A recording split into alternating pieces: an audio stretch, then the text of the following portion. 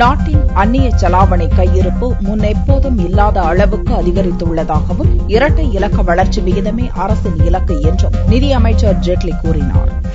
2015-2016 ஆண்டுக்கான பட்ஜெட்டை தாக்கல் செய்த நிதியமைச்சர் அருண்ஜேட்லி, நாட்டின் பொருளாதார சூழல் கடந்த காலங்களை விட தற்போது நல்ல முறையில் இருப்பதாக தெரிவித்தார். சர்வதேச ரூபாயின் மதிப்பு 6.4% அதிகரித்திருப்பதே அதற்கு சான்று எனவும் அவர் கூறினார். நாட்டின் அந்நிய செலாவணி கையிருப்பு முன்னெப்போதும் இல்லாத அளவுக்கு 340 பில்லியன் அமெரிக்க டாலர்களாக இருப்பதாக கூறிய ஜேட்லி, உலகின் வேகமாக வளரும் நாடாக இந்தியா விளங்கும் என்றார். 2015-16 நிதியாண்டில் இந்தியாவின் வளர்ச்சி விகிதம் 8 முதல் 8.5% இருக்கும் என்று கணிப்பு தெரிவித்த ஜேட்லி, இரட்டை இலக்கு வளர்ச்சி விகிதத்தை எட்டுவதே தேசிய ஜனநாயக கூட்டணி அரசின் இலக்கு எனவும் அறிவித்தார்.